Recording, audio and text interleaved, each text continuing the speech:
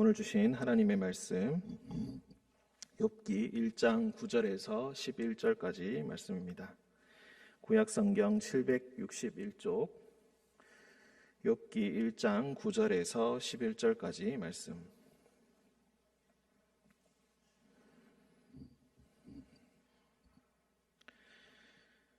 찾으셨으면 우리 한 목소리로 읽도록 하겠습니다. 사탄이 여호와께 대답하여 이르되 욥이 어찌 까닭 없이 하나님을 경외하리이까? 주께서 그와 그의 집과 그의 모든 소유물을 울타리로 두르심 때문이 아니니이까? 주께서 그의 손으로 하는 바를 복되게 하사 그의 소유물이 땅에 넘치게 하셨음이니이다. 이제 주의 손을 펴서 그의 모든 소유물을 치소서. 그리하시면 틀림없이 주를 향하여 욕하지 않겠나이까? 아멘.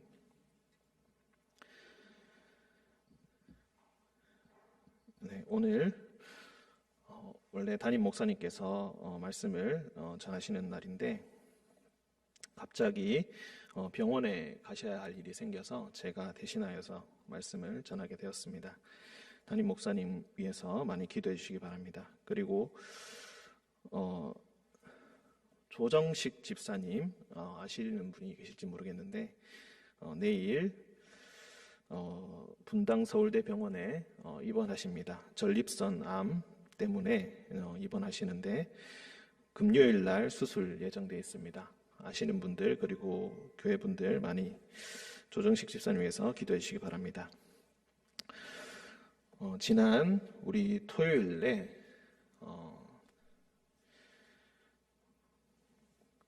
상수리 나무를 이제 책으로 펴내다가 이제 대신하여서 방송으로 진행을 했습니다. 처음으로 담임 목사님과의 대화라는 시간을 마련해서 방송을 했었습니다.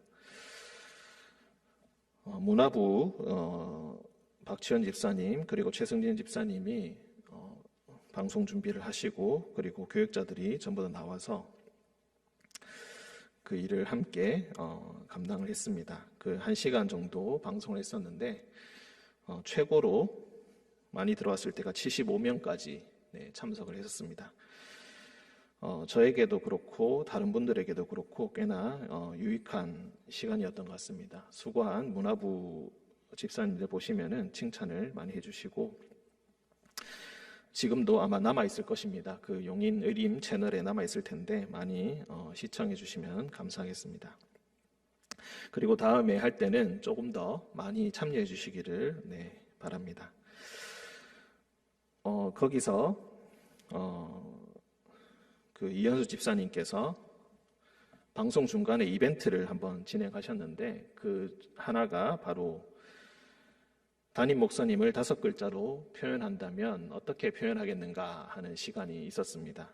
그래서 방송 채팅으로도 지원을 받고 그리고 문자 메시지로도 이렇게 지원을 받았는데 방송 딜레이 때문인지 똑같이 보냈는데 늦게 오시는 분도 계시고 제 시간에 오는 분도 계셔서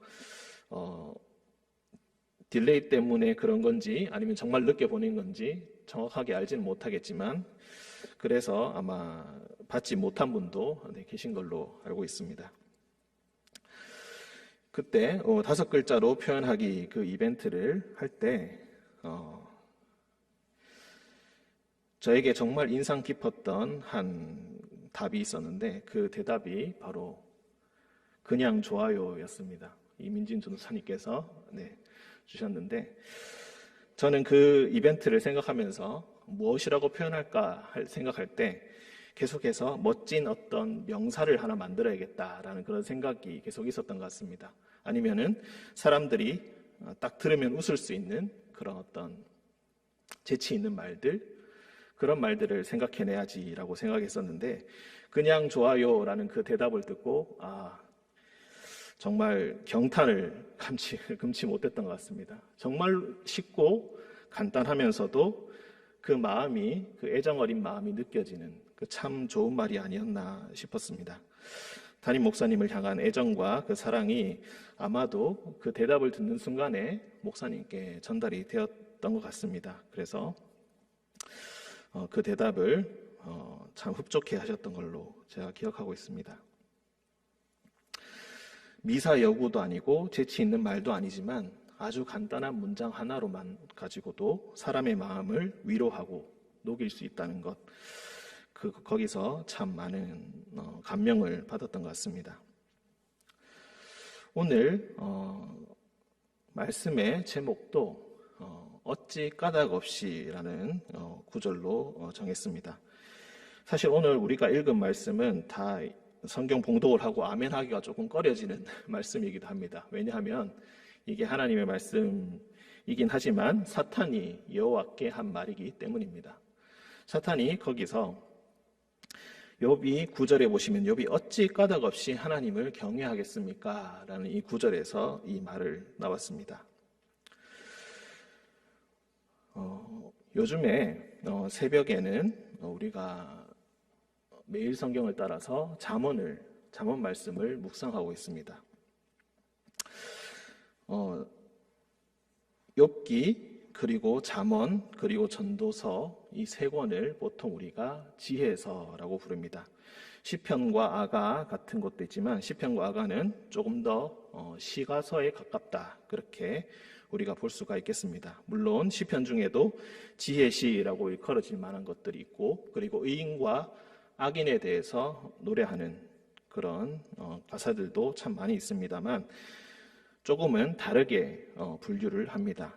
그리고 또 그런 것뿐만이 아니라 룻기와 에스더처럼 약간 수필과 같은 느낌을 주는, 소설과 같은 느낌을 주는 이야기들도 있습니다. 이 지혜서, 이 잠언은 계속해서 지혜로운 자와 우매한 자, 명철한 자와 어리석은 자, 의인과 악인, 이렇게 사람을 두 가지 종류로 나누어서 이야기합니다. 이렇게 행동하면은 이런 일들이 일어나게 될 것이다. 지혜의 근본이 어디서 오는가? 바로 여호와께로부터 온다. 음녀의 꾀임에 당하지 말아야 한다. 어리석은 자를 만나면 당장 피해야 한다. 언제 어디서 어떤 재앙이 닥쳐올지 모르기 때문이다. 말을 함부로 하는 자는 재앙을 불러들이게 될 것이고, 말을 삼가하는 자는 자기 자신을 지키게 될 것이다. 이런 방식으로 사람을, 그리고 모든 행동들을 두 가지 종류로 나누어서 이야기합니다. 그리고 그 짧은 구절 속에서 그 행동들을 통하여서 어떤 결과를 얻게 될 것이라고 명확하게 이야기합니다. 그래서 바로 지혜라는 것을 이렇게 우리가 이야기할 수 있다.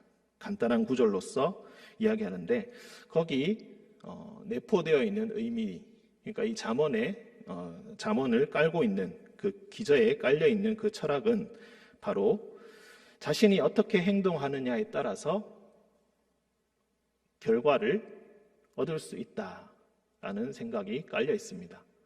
잘 행동한다면은 좋은 결과를 얻을 것이고, 좋지 못하게 행동한다면은 좋지 못한 결과를 얻게 될 것이다. 좋지 못한 열매를 얻게 될 것이다. 그래서 항상 지혜를 얻기에 이렇게 힘써야 하고, 인생에서 좋은 결과를 얻기에 언제나 힘을 써야 된다, 이렇게 강조합니다. 여기에 대해서는 사실 잠언 내에서는 의문을 전혀 표현하지 않습니다. 사람 중에 누가 좋지 않게 나쁜 결과를 얻으면서 살고 싶겠습니까? 세상에 어떤 누가 인생을 살아가면서 자신이 애쓰고 노력한 수고를 얻지 않고 싶겠습니까? 세상에 누가 선한 것을 따라서 선한 결과를 얻고 싶지 않겠습니까? 그거는 너무나 당연한 것입니다. 그야말로 의문의 여지가 전혀 없다. 그런데 오늘 우리가 읽은 이 욥의 이 말씀을 보면은 이 잠언에 바로 살아있는 화신이 욥이라는 것을 우리가 알 수가 있겠습니다. 앞에 잠깐 보시면은 1장 1절을 보시면은 욥이라는 사람은 어떤 사람인가? 그 사람은 온전하고 정직하여 하나님을 경외하며 악에서 떠난 자다. 이렇게 이야기합니다. 이게 1장 1절에서 시작되는 말씀인데 넘어가서 1장 8절을 보시면은 이제 여호와께서 사탄에게 이렇게 말합니다. 네가 내 종 욥을 주의하여 보았느냐? 그와 같이 온전하고 정직하여 하나님을 경외하며 악에서 떠난 자는 세상에 없다. 하나님께서 욥을 인정하신 것입니다. 세상에 이런 사람 아무도 없더라. 욥밖에 없다. 사탄에게 이렇게 이야기합니다. 우리가 2장 3절에서도 똑같이 이야기합니다. 네가 내 종 욥을 주의하여 보았느냐? 그와 같이 온전하고 정직하여 하나님을 경외하며 악에서 떠난 자가 세상에 없느니라. 온전하고 정직하며 하나님을 경외하며 악에서 떠난 자가 떠난 자다라는 이 평가를 이 욥에서 3번이나 반복하고 있습니다. 그 중에서도 2번은 여호와의 입술을 통하여서 그를 증명합니다. 그는 그렇다면은 이 온전하고 정직한 사람은, 그리고 하나님을 경외하며 악을 떠난 사람은 어떤 사람인가? 1장 2절부터 5절까지 어떤 사람인지를 이야기합니다. 그가 선한 결과를 따라서 어떤 결과를 얻었는지 이야기하는데 2절에 보시면은 아들 7과 딸 3이 있다. 아들이 7이고 전체 다 합쳐서 자녀가 10명이죠. 7과 10은 그야말로 완전수를 의미합니다. 자녀들이 많다, 충분하게 많이 있다라는 그런 의미가 될 수 있겠습니다. 그리고 그의 소유물들이 양이 7,000마리, 낙타가 3,000마리, 소, 암낙이 그리고 종도 많이 있었다. 동방 사람 중에서 가장 훌륭한 사람이었다. 재산으로 보나 인격으로 보나 그는 최고의 사람이었다. 그리고 그의 자녀들이 4절에 자기 생일에 각각 자기의 집에서 잔치를 베풀었다. 한마디로 형제 자매들이 서로 사이가 좋다는 것을 암시하고 있습니다. 서로 가정이 얼마나 화목한 가정인지를 이야기합니다. 늘 함께 먹고 마셔도 싸움이 없고 서로 항상 만나기를 즐거워한다. 그런데 그렇게 함께 화목하게 잔치를 끝냈을 때 욥은 5절에 보시면은 그들을 불러다가 성결하게 하였다. 아침에 일어나서 그들의 명수대로 번제를 드렸다. 혹시라도 내 아들들이 죄를 범하여 마음으로 하나님을 욕되게 하였을까? 나쁜 행동을 한 것도 아닌데 그냥 마음으로 혹시라도 죄를 범하였을까 봐 이렇게 한다. 아침마다 제사를 드린다. 어찌 보면은 마치 죄에 대해서 결벽증이라도 있는 사람인 것처럼 이렇게 철저하게 회개를 하고 어떤 죄도 범하지 않기 위해서 하나님 앞에 노력하는 사람이다 라는 것을 우리가 알 수가 있겠습니다. 그리고 그는 온전하고 정직하게 살았기 때문에 잠언에서 말한 것처럼 많은 축복을 얻게 되었다. 많은 자녀들, 많은 재산들, 그리고 명성을 얻게 되었고 지혜도 아울러 얻게 되었다. 그야말로 잠언의 말씀대로 충실히 살아온 그런 사람이었다. 그래서 하나님께서 이제 6절에 들어가서 천상회의를 여시게 됩니다. 하나님의 아들들이 서 있게 되고 그리고 사탄도 나오게 됩니다. 하나님께서 어찌나 자랑스러운지 그 사탄에게 욥을 자랑합니다.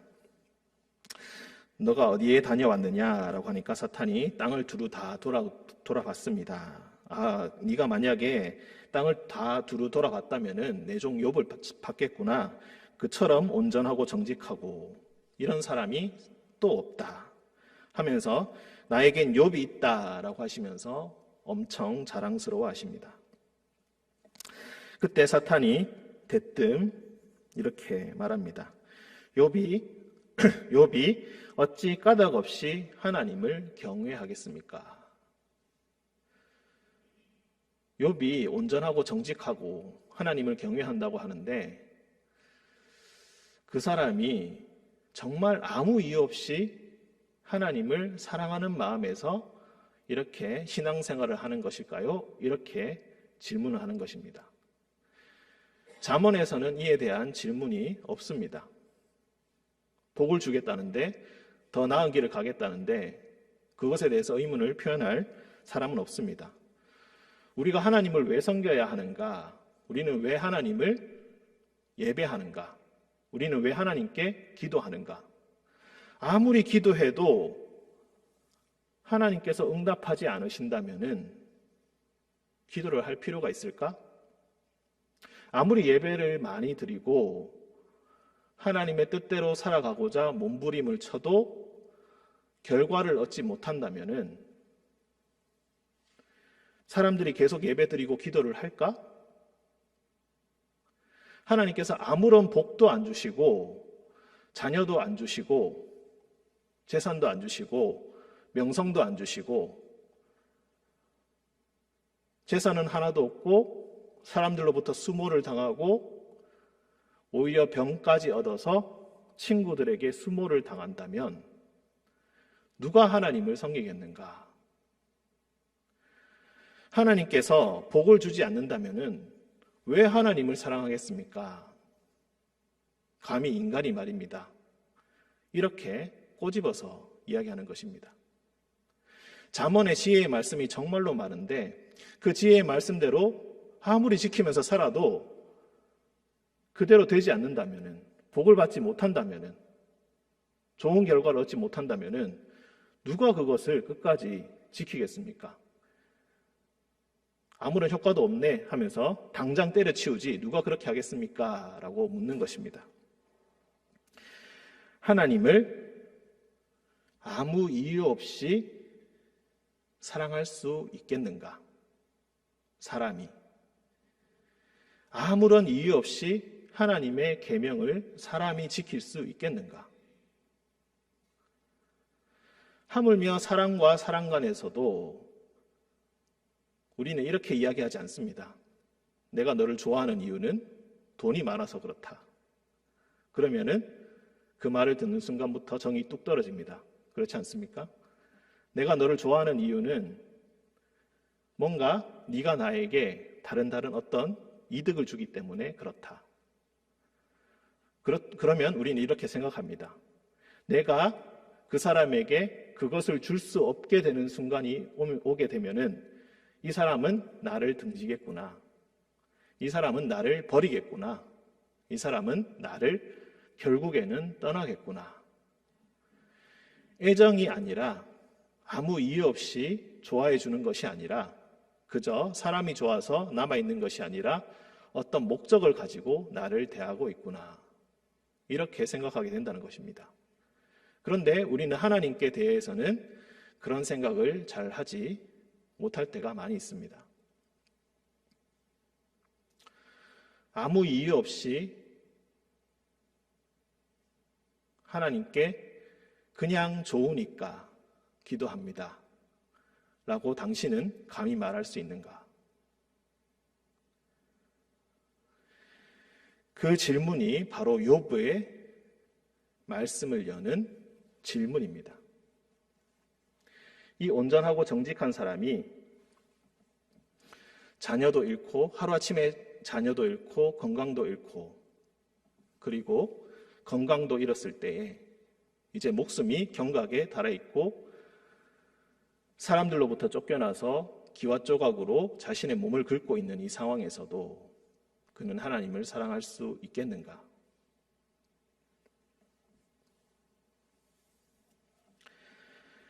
우리가 하나님의 말씀을 사랑하는 이유가 무엇인가? 당신이 교회에 나오는 이유가 무엇인가? 하나님께 봉사하는 이유가 무엇인가?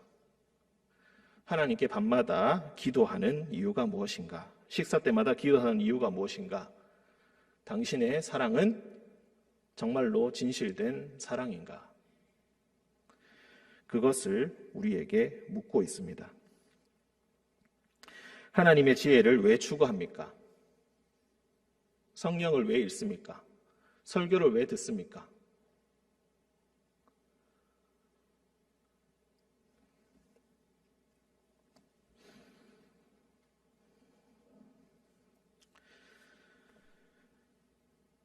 대구에 가면은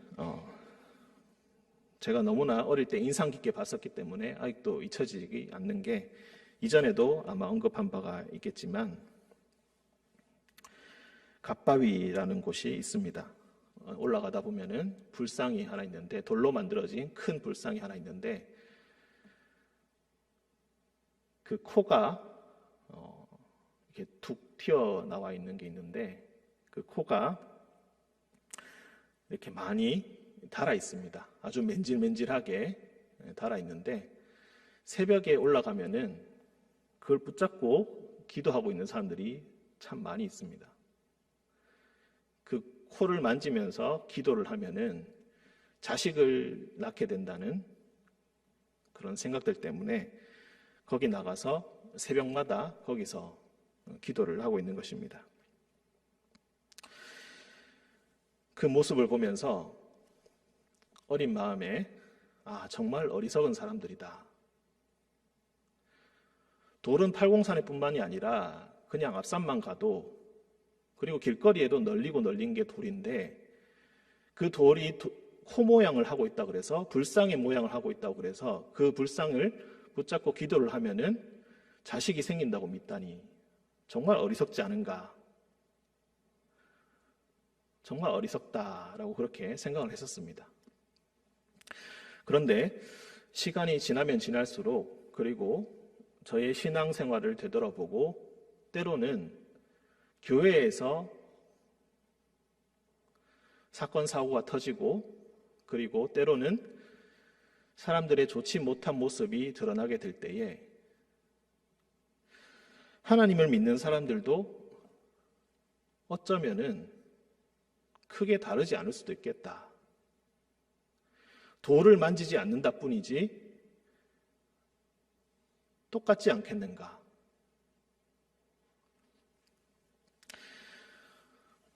어떨 때는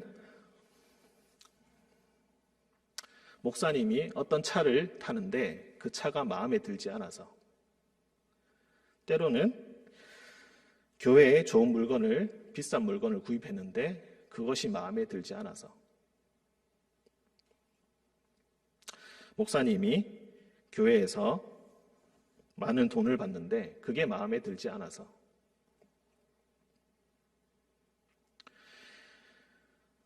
그래서 싸움을 일으키고 서로 싸우고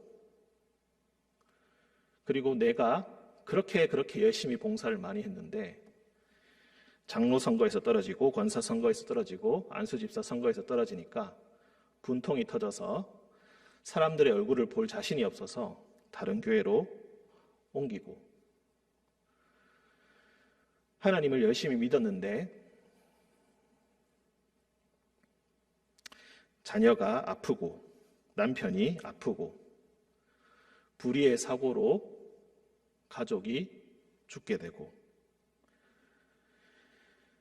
내가 열심히 믿은 건 아니었지만 내가 사랑하는 사람이 정말로 하나님을 열심히 믿었는데 그 사람이 병에 걸리고 그 사람이 일찍 세상을 떠나는 모습을 보고 그때마다 사람들은 엄청난 충격을 받고 다양한 이유로 믿음을 떠나고 교회를 떠나고 하나님을 떠납니다. 그렇다면은 도대체 성경에서 그렇게 미워하는 우상을 섬기는 것과 우리가 하나님을 섬기는 것은 도대체 무엇이 다른가? 과연 다릅니까? 우리는 다르다고 우리는 주장할 수 있지만 때로는 세상에서 너희는 그렇지 않다라고 이야기할 때도 있습니다. 너희가 하는 모습을 보니까 너희는 전혀 그렇지 않은데 너희는 마치 그런 것처럼 착각하면서 산다고 그렇게 이야기하기도 합니다. 마음을 꺼내서 보여줄 수 없으니까 증명할 수도 없고 어쩌면 증명을 안 해도 돼서 다행인지도 모르겠습니다. 사탄이 여러분에게 묻는 것은 바로 이것입니다. 하나님께 묻는 것은 바로 이것입니다. 너는 아무런 까닭 없이 하나님을 사랑할 수 있겠는가? 너는 아무런 이유 없이 아무런 이득이 없이도 하나님을 믿을 수 있겠는가? 너의 믿음을 끝까지 지킬 수 있겠는가? 이렇게 시험을 당하고 있을 때에 친구들 3명이 찾아옵니다. 처음에는 친구들도 너무 슬펐습니다. 너무 어떻게 이렇게 선하고 의로운 사람이 이런 시험을 당해서 이런 처지에 놓여 있는가? 일주일 동안 같이 앉아서 먹고 마시고 자지도 않고 옆을 지켜줍니다. 그런데 욥이 입을 열어서 나는 아무런 죄가 없는데 하나님께서 이런 일을 행하셨다 라고 한 그 순간부터 비난과 싸움이 시작되게 됩니다. 아니, 하나님께서는 절대로 죄 없는 사람에게 이런 일을 당하게 하지 않으신다. 분명히 너가 무슨 잘못을 했기 때문에 잠언에 따르면은 어리석은 자가 악한 일을 당한다고 하지 않았느냐. 그 법칙을 하나님께서는 철저히 지키시는 분이기 때문에 분명히 너도 뭔가 죄를 저질렀을 것이다. 너 죄를 정말로 한 번도 안 지었다고 자부할 수 있느냐? 분명히 네가 생각지도 못한 순간에 죄를 지었을 것이다. 그러니 욥은 그렇지 않다. 나는 하나님께 내가 할 일을 다 행하였다. 라고 하면서 그 싸움이 계속해서 흘러가게 되는 것입니다. 중간에 욥의 절규가 나옵니다. 그냥 보통 사람이라도 그냥 내 마음을 알아주고 그냥 그렇구나, 그런가 보다. 하나님은 가끔 이해할 수 없는 일을 행하시는 분이니까 그래, 너 참 안 됐구나. 내가 설명은 못하지만 너의 곁에서 함께 울어줄게. 그냥 세상의 친구들도 그렇게 하는데 니들은 뭘 그렇게 하나님에 대해서 많이 안다고. 내가 이렇게 이런 처지에 놓여서 있는데 옆에 와서 계속 속을 긁어대면서 분명히 너가 뭔가를 잘못했을 거야. 그걸 생각해봐라. 라고 하고 있는 것이냐. 정말 너희들이 내 친구이기는 한 것이냐. 그렇게 말을 합니다.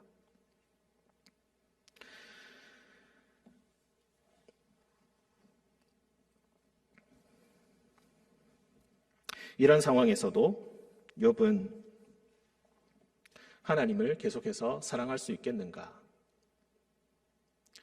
우리가 오늘 부른 찬송가 2장 모두 다 제자의 도리에 관한 것이었습니다. 제자의 도리로서 이야기하는 것이 우리가 무엇입니까? 사랑이 서로 사랑한다고 할 때 우리가 지켜야 할 첫 번째 도리가 무엇입니까? 그것은 바로 신실한 것입니다.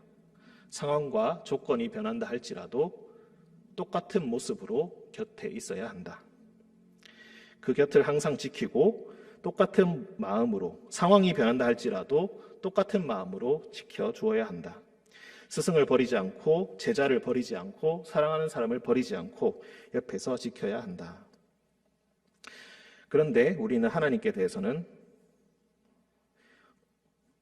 어떻게 해야 되겠습니까?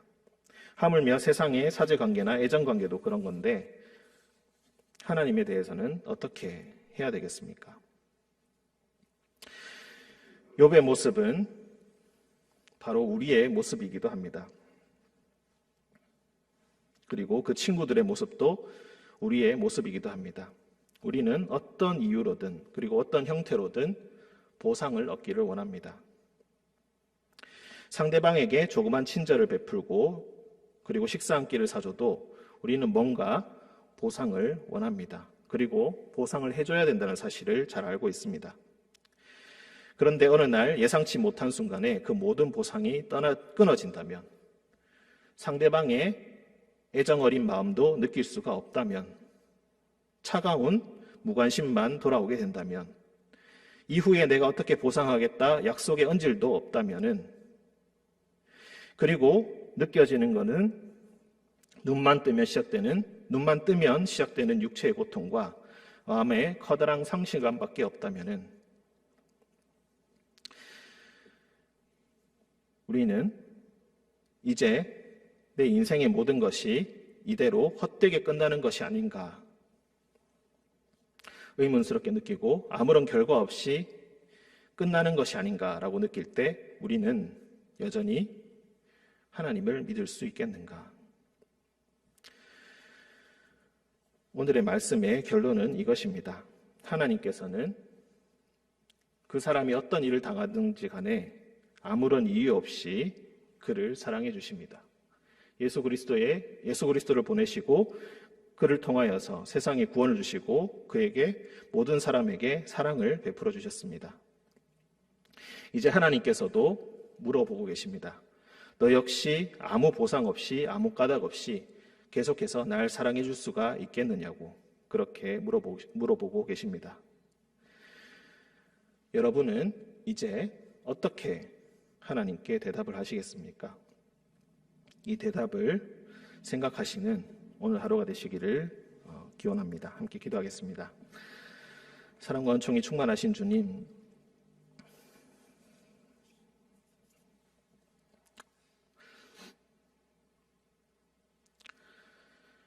우리는 늘 무엇을 얻을까 생각을 하며 사랑 관계를 하고, 무엇을 얻을까 하며 노력을 하고, 무엇을 더 얻을 수 있을까 목적을 가지고 행동을 합니다. 하나님께 대하여도 그런 목적을 가지고 나아옵니다. 주님, 아직도 우리가 오랫동안 신앙생활을 했으면서도 성숙하지 못하여서 이것을 생각하면서 하나님께 나아옵니다.